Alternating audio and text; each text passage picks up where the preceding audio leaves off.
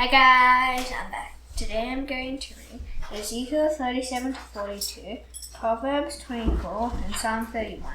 Let's get started. The hand of the Lord was upon me, and he brought me out in the spirit of the Lord, and set me down in the middle of the valley. It was full of bones, and he led me among them, and behold, there were very many on the surface of the valley, and behold, they were very dry. Then he said, Son of man, can these bones live? And I answered, O Lord God, you know. Then he said to me, Prophesy over these bones, and say to them, O dry bones, hear the word of the Lord. Thus says the Lord God to these bones, Behold, I'll cause breath to enter you, and you shall live, and I'll lay sinews upon you, and will cause flesh to come upon you, and cover you with skin, and put breath in you, and you shall live, and you shall know that I am the Lord. So I prophesied as I was commanded, and as I prophesied, there was a sound, and behold, a rattle, and the bones came together, bone to its bone. And I looked, and behold, there were sinews on them, and flesh had come upon them, and skin had covered them, but there was no breath in them. And he said to me, Prophesy to the breath, prophesy, son of man, and say to the breath, Thus says the Lord God, come from the four winds of breath, and breathe on these slain, that they may live. So I prophesied as he commanded me, and the breath came into them, and they lived and stood on their feet, an exceedingly great army. And he said, Son of man, these bones are the whole house of Israel. Therefore, behold, they say, Our bones are dried up, and our hope is lost. We are indeed cut off. Therefore prophesy, and say to them, Thus says the Lord God, Behold, I will open your graves, and raise you from your graves, O my people. And I will bring you into the land of Israel, and you shall know that I am the Lord. And I open your graves, and raise you from your graves, O my people. And I will put my spirit within you, and you shall live, and I will place you in your own land, and you shall know that I am the Lord. I speak, and I will do it, declares the Lord. The word of the Lord came to me, Son of man, take a stick and run on it, for Judah and the people of Israel associated with it. Then take another stick and write on it, for Joseph and all the house of Israel associated with it. And join them to one to another into one stick, and that they may become one in your hand. And when your people say to you, Will you not tell us what you mean by this? Say to you, Thus says the Lord God, I am about to take the stick of Joseph, and the tribes of Israel associated with it, and I'll join with it the stick of Judah, and make them one stick, and that they may be one in my hand. When the sticks on which you write are in your hand before their eyes, and say to them, Thus says the Lord, Behold, I will take the people of Israel from the nations among which they have gone, and will gather them from all around, and bring them to their own land, and I will make them one nation in the land, and on the mountains of Israel, and one king shall be king over them all, and they shall be no longer two nations, and no longer divided into two kingdoms. They shall not defile themselves any more with their idols and their detestable things, or with any of their transgressions. And I will save them from all the backslidings in which they have sinned, and will cleanse, and they shall be mine, and I will be their God. My servant David shall be king over them, and they shall all have one shepherd. They shall walk in my laws, and be careful to obey my servants. They shall dwell in the land that I gave to my servant Jacob, where your fathers lived. They and their children and their children's children shall dwell there forever. David my son shall be their prince forever, and I will make a covenant of peace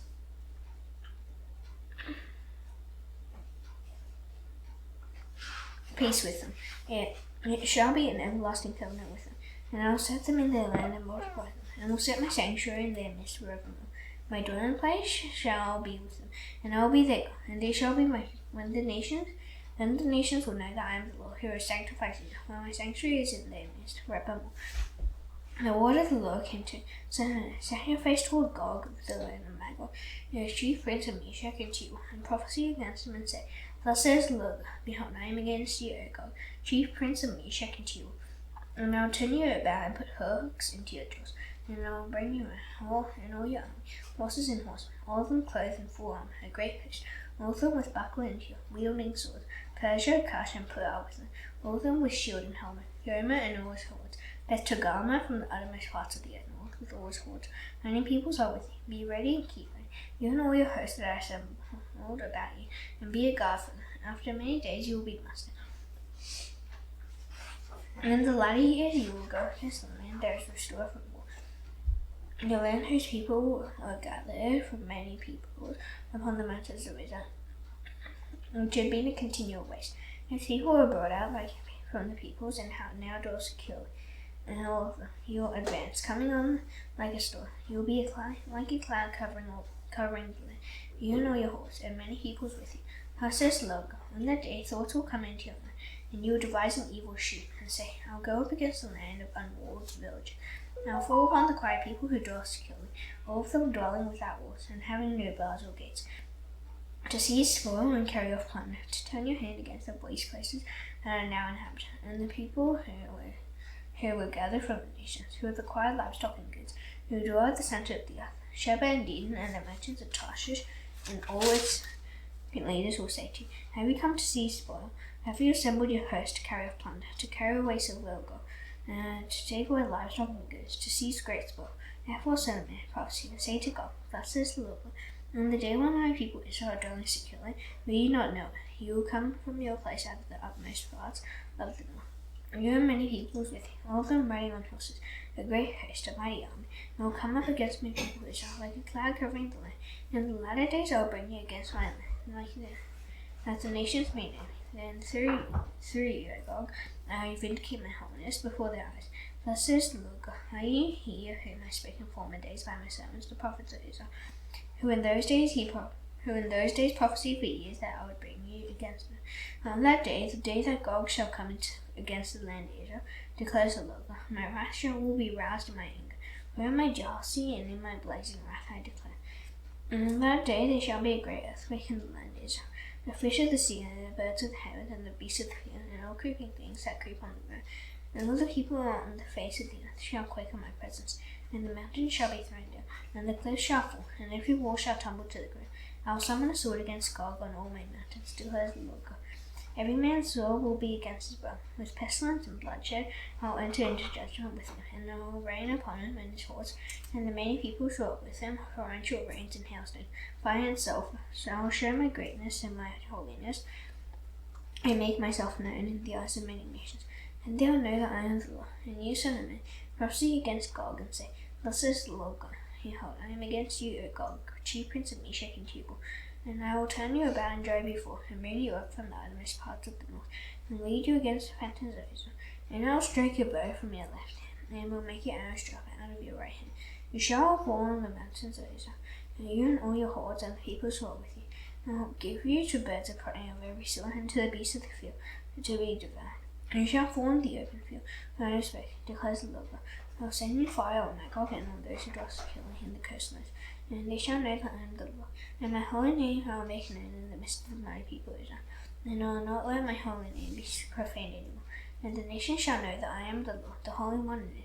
Behold, it is coming and will be brought about, declares the Lord God. That is the day.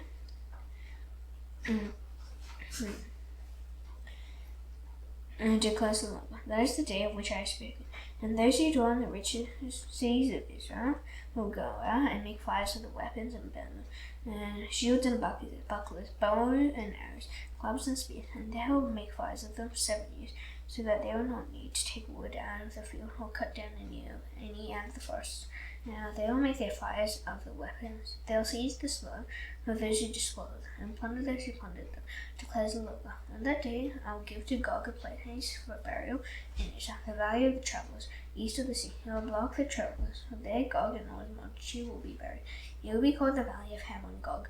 7 months the house of Israel will be buried in them, in order to cleanse the land. All the people of the land will bury them, and it will bring them renown on the day that I show my glory, declares the Lord God. It was set apart men to travel through the land regularly and bury these travelers remaining on the face of the land, so as to cleanse it. At the end of 7 months they will make their search, and when these travel through the land, and anyone sees a human bone, then he shall set up a sign by, till the buriers have buried it in the valley of Hamon Gog. Thus shall they cleanse the land. Thus shall they cleanse the land. As for you, son of man, thus says the Lord, speak to the birds of every sort, and to all beasts of the field. Assemble and come back, gather from all around to the sacrificial feast that I am preparing for you, a great sacrificial feast on the mountains of Israel. And you shall eat flesh and drink blood. You shall eat the flesh of the mighty, and drink the blood of the princes of the earth, of ram, of lamb, and of he-goats, of bulls, all of them fat beasts of Bashan. And you shall eat fat till you are full, and drink blood till you are dry, at the sacrificial feast that I am preparing for you. And you shall be filled at my table with horses and charioteers, with mighty men and all kinds of warriors, declares the Lord. And I will set my glory upon the nations. among the nations, and all the nations shall see my judgment, and that I execute. And my hand I have laid on the house of Israel shall know that I am the Lord their God from that day forth, and the nations shall know that the house of Israel went into captivity for their iniquity, because they dealt so treacherously with me that I hid my face from them, and gave them into the hand of their adversaries. And they all found my soul. I dealt with them according to their uncleanness and their transgressions, and hid my face from them. Therefore thus says the Lord God, now I will restore the fortunes of Jacob, and have mercy on the whole house of Israel, and I will be jealous for my holy name. They shall forget their shame and all the treachery they have practiced against me, when they dwell securely in their land with none to make them afraid. And I brought them back from the peoples, and gathered them from their enemies' lands, and through them have vindicated my holiness in the sight of many nations. Then they shall know that I am the Lord their God, because I sent them into exile among the nations, and then assembled them into my own land. I will leave none of them remaining among the nations anymore, and I will not hide my face any more from them, that when I pour out my spirit upon the house of Israel, declares the Lord God. In the 25th year of our exile, at the beginning of the year, on the 10th day of the month, in the 14th year, the sea was struck down. On that very day, the hand of the Lord was upon me, and he brought me to the sea. In visions of God, he brought me to the land of Israel, and set me down on a very high mountain, on which was a structure like sea to the south. When he brought me there, behold, there was a man whose appearance was like bronze, with a linen cord and a measuring reed in his hand. And he was standing in the gateway. And the man said to me, Son of man, look with your eye, and hear with your ears, and set your heart upon all that I will show you. For you were brought here in order that I might show it to you. Declare all that you see to the house of Israel. And behold, there was a wall around the outside of the temple area, and the length of the measuring reed in the man's hand was 6 long cubits, each being a cubit and a hand breadth in length. So he measured the thickness of the one reed and the height, one reed. Then he went into the gateway facing east, going up its steps, and measured the threshold of the gate, 1 reed deep, and the side rings, 1 reed long and 1 reed broad, and the space between the side rings, 5 cubits, and the threshold of the gate by the vestibule of the gate at the inner end, 1 reed. Then he measured the vestibule of the gateway on the inside, 1 reed. Then he measured the vestibule of the gate, 8 cubits, and its jambs, 2 cubits, and the vestibule of the gate was at the inner end, and there were 3 side rings on either side of the east gate. The 3 were the same size, and the jambs on either side were of the same size. And he measured the width of the opening of the gateway, 10 cubits, and the length of the gateway, 13 cubits. There was a barrier before the side rings, 1 cubit on either side, and the side rings were 6 cubits on either side. And he measured the gate from the ceiling of the one side ring to the ceiling of the other, a breadth of 25 cubits. The openings faced each other. He measured also the vestibule, 60 cubits, and around the vestibule of the gateway was the court. From the front of the gate at the entrance to the front of the inner vestibule of the gate was 50 cubits. And the gateway had windows all around, narrowing inwards toward the side ribs and toward their jambs. And likewise the vestibule had windows all around inside, and all the jambs were palm trees. And he brought me into the outer court, and behold, there were chambers and a pavement all around the court. 30 chambers faced the pavement, and the pavement ran along the side of the great gate, corresponding to the length of the gate. This was the lower pavement. Then he measured the distance from the inner front of the lower gate to the outer front of the inner court, 100 cubits on the east side and on the north side. And as for the gate that faced toward the north, belonging to the outer court, he measured its length and its breadth. Its side rings, 3 on either side, and its jambs and its vestibule were of the same size as those of the first gate. Its length was 50 cubits, and its breadth 25 cubits. And its windows, its vestibule, and its palm trees were of the same size as those of the gate that faced toward the east. And by 7 steps he could go up to it, and find its vestibule before them. And opposite the gate on the north is on the east, and there was a gate to the inner court. And he measured from gate to gate 100 cubits. And he led me toward the south, and behold, there was a gate on the south. And he measured its jambs and its vestibule. They had the same size as the others. Both it and its vestibule had windows all around. And like the windows of the others. Its length was 50 cubits, and its breadth 25 cubits. There were 7 steps leading up to it, and the vestibule was before them, and it had palm trees on its jambs, one on either side. And there was a gate on the south of the inner court, and it measured from gate to gate toward the south, 100 cubits. And he brought me to the inner court through the south gate, and he measured the south gate.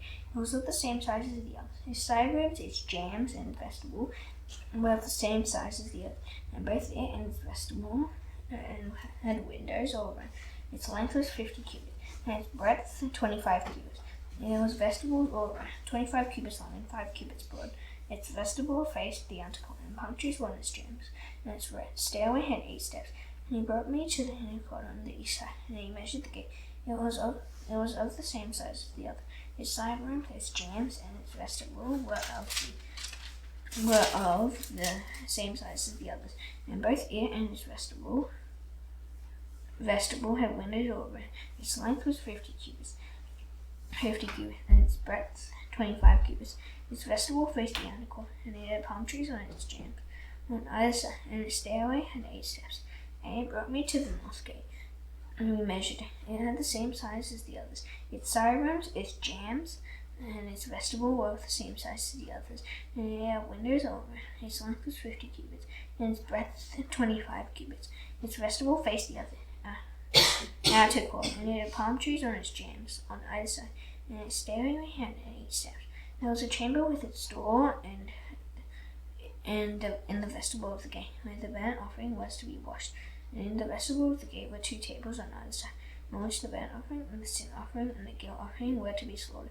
And off to the side on the outside as one goes up to the entrance of the north gate, were 2 tables, and off to the other side of the vestibule of the gate were 2 tables. 4 tables were on either side of the gate, 8 tables on which to slaughter.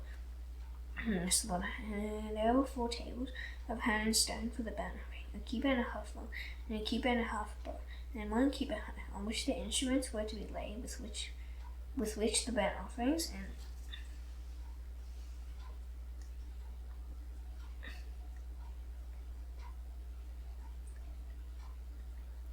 and the sacrifices were slaughtered. And hooks, a handbreadth long, were fastened all around with it. And on the tables the flesh of the offering was to be laid. On the outside of the inner gateway there were 2 chambers in the inner court, one at the side of the north gate facing south, and the other at the side of the south gate facing north. And he said to me, this chamber that faces south is for the priests who are charge of the temple, and the chamber that faces north is for the priests who are charge of the ark. And these are the sons of Zadok, who alone among the sons of Levi he come near to the Lord to minister to him. And he measured the court 100 cubits long and 100 cubits broad and square, and the altar was in front of the temple. And he brought me to the vestibule of the temple and measured the jambs of the vestibule, 5 cubits on either side, and the breadth of the gate was 14 cubits, and the side walls of the gate were 3 cubits on either side. The length of the vestibule was 20 cubits, and the breadth 12 cubits, and people would go up to it by 10 steps. There were pillars beside the jambs, one on either side, and he brought me to the nave and measured the jambs. On each side 6 cubits was the breadth of the jambs, and the breadth of the entrance was 10 cubits, and the side walls of the entrance were 5 cubits on either side. And he measured the length of the nave 40 cubits, and its breadth 20 cubits. And he went into the inner room and measured the jambs of the entrance 2 cubits, and the entrance 6 cubits, and the side walls on either side of the entrance 7 cubits. And he measured the length of the room 20 cubits, and its breadth 20 cubits around the nave, across the nave. And he said to me, this is the most holy place. And he measured the wall of the temple 6 cubits thick, and the breadth of the side chambers 4 cubits, all around the temple. And then the side chambers were in 3 stories, one over another, 30 in each story. There were offsets all around the wall of the temple to serve as supports for the side chambers, so that they should not be supported by the wall of the temple. And it became broader as it wound upward to the side chambers, because the temple was enclosed toward upward all around the temple. Thus the temple had a broad area upward, so one went up from the lower story to the top story through the middle story. I saw also that the temple had a raised platform all around. The foundation of the side chambers measured a full reed of 6 long cubits. The thickness of the outer wall of the side chambers was 5 cubits, The free space between the side chambers of the temple and the other chambers were a breadth of 20 cubits all around the temple on every side, and the doors of the side chambers opened on the free space, one door toward the north and another door toward the south, and the breadth of the free space was 5 cubits all around. The building that was facing the sacred yard on the west side was 70 cubits broad, and the wall of the building was 5 cubits thick all around, and its length 90 cubits. And he measured the temple 100 cubits long, and the yard and the building with its walls 100 cubits long, and also the breadth of the east front of the temple of the yard 100 cubits. Then he measured the length of the building facing the yard that was at the back, and its galleries on either side 100 cubits. The inside of the nave and the vestibules of the court, the threshold and the narrow windows, and the galleries all around the fifth period opposite the threshold were panelled with wood all around, from the floor up to the window, and to the space above the door, even to the inner room, and on the outside, and on all the walls all around, inside and outside, was a measured panel. It was carved of cherubim and palm trees, a palm tree between cherub and cherub. Every cherub had 2 faces, a human face toward the palm tree on the one side, and the face of a young lion toward the palm tree on the other side. They were carved on the wrong temple, from the floor to above the door. Cherubim and palm trees were carved. Similarly, the wall of the nave. The doorpost of the nave was squared, and in front of the holy place was something resembling an altar of wood, 3 cubits high, 2 cubits long, and 2 cubits broad. Its corners, its base, and its walls were of wood. He said to me, "This is the table that is before the Lord." The nave and the holy place had each a double door. The double doors had 2 leaves apiece, 2 swinging leaves for each door. And on the doors of the nave were carved cherubim and palm trees, such as were carved on the walls. And there was a canopy of wood in front of the vestibule outside, and there were narrow windows and palm trees on either side, on the side walls of the vestibule, the side chambers of the temple, and the canopies. And he led me out into the outer court towards the north, and he brought me to the chambers that were opposite the sacred yard, and opposite the building on the north. The length of the building, whose door faced north, was 100 cubits, and the breadth 50 cubits, facing the 20 cubits that belonged to the inner court, and facing the pavement that belonged to the outer court was gallery against gallery, in 3 stories. And before the chambers was a passage 10 cubits wide and 100 cubits long, and their doors were on the north. And now the upper chambers were narrower, but the galleries took more away from them than from the lower and middle chambers of the building. For they were in 3 stories, and they had no pillars like the pillars of the courts. And thus the upper chambers were set back from the ground more than the lower and middle ones. There was a wall outside parallel to the chambers, toward the outer court, opposite the chambers, 50 cubits long. For the chambers on the outer court were 50 cubits long, and those opposite the nave were 100 cubits long. Below these chambers was an entrance on the east side, as one enters from the outer court. In the thickness of the wall of the court on the south, also opposite the yard and opposite the building, there were chambers with a passage in front of them. They were similar to the chambers on the north, with the same length and breadth, with the same exits and arrangements and doors, as were the entrance of the chambers on the south. There was an entrance at the beginning of the passage before the corresponding wall on the east as one enters them. And he said, "The north chambers and the south chambers opposite the holy chambers, where the priest who approaches the Lord shall eat the most holy offerings. He shall put the most holy offerings, the grain offering, the sin offering, and the guilt offering, for the place is holy. When the priests enter the holy place, they shall not go out of it into the outer court, without laying there the garments in which they minister.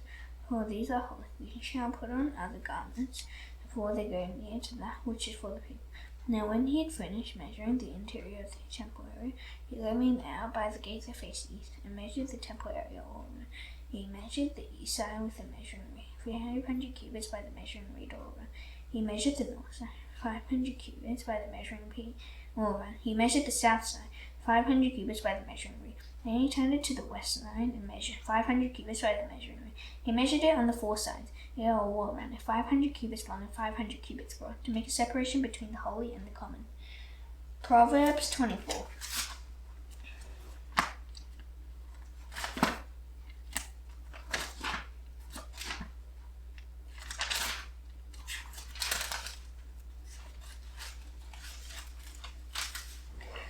Be not envious of evil men, nor desire to be with them, for their hearts devise violence, and their lips talk of trouble. By wisdom a house is built, and by understanding it is established. With all knowledge, with all precious and pleasant riches, a wise man is full of strength, and a man of knowledge enhances his mind. For by wise guidance you can wage a war, and in abundance of counsel there is victory. Wisdom is too high for a fool. In the gate he does not open his mouth. Whoever plans to do evil will be called a shamer. The devising of folly is sin, and the scoffer of abomination is an abomination to mankind. If you faint in the day of adversity, your strength is small. Rescue those who are being taken away to death. Hold back those who are stumbling to the slaughter. If you say, behold, we do not know this, does not he who weighs the heart perceive it? And it does not he who keeps watch over your soul know, and will he not repay man according to his work? My son, eat honey, for it is good, and the drippings of the honeycomb are sweet to your taste. Know that wisdom is such to your soul. If you find it, there will be a future, and your hope will not be cut off. Lie not in way as a wicked man against the dwelling of the righteous. Do no violence to his hand, for the righteous falls 7 times and rises again. And the wicked stumble in times of calamity.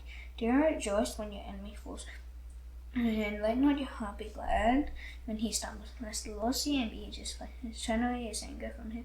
Fret not yourself because of evildoers, and be not envious of the wicked, for the evil man has no future. The land of the wicked will be put out.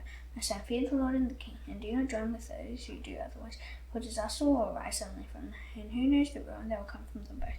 These are sayings of the wise. Partiality in judging is not good. Whoever says to the wicked, you are in the right, will be cursed by peoples, abhorred by nations. That those who rebuke the wicked will have delight, and a good blessing will come upon them. Whoever gives an honest answer kisses the lips. Prepare your work and say, get everything ready for yourself in the field, and after that build your house. Do not witness against your neighbor without cause, and do not deceive with your lips. Do not say, I will do to him as he has done to me. I will pay the man back for what he has done. I passed by the field of a sluggard, by the vineyard of a man lacking sense, and behold, it was all overgrown with thorns. The ground was covered with nettles, and its stone wall was broken down. And he so unconsidered, I looked and received instruction. A little sleep, a little slumber, a little folding of the hands to rest, and poverty will come upon you like a robber, and want like an armed man. Psalm 31.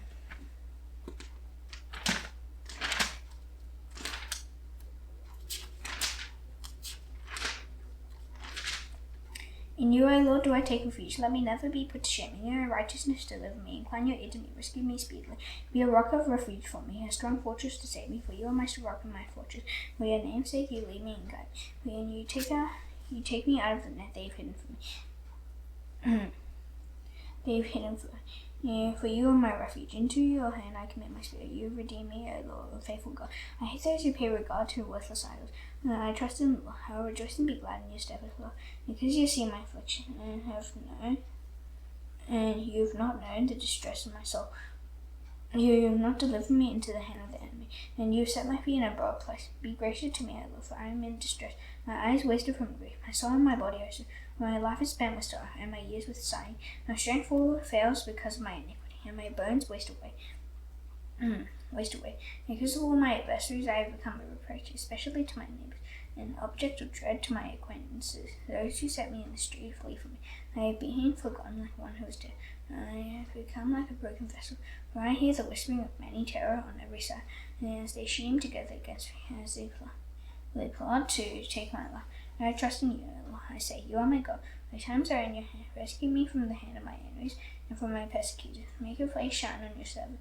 Aid me in your steadfast love, O Lord. Let me not be put to shame, for I call upon you. Let the wicked be put to shame. Let them go silently to Sheol. Let the lying lips be mute, which speak insolently against the righteous, in pride and contempt. Oh, how abundant is your goodness, which you have stored up for those who fear you, and worked for those who take refuge in you.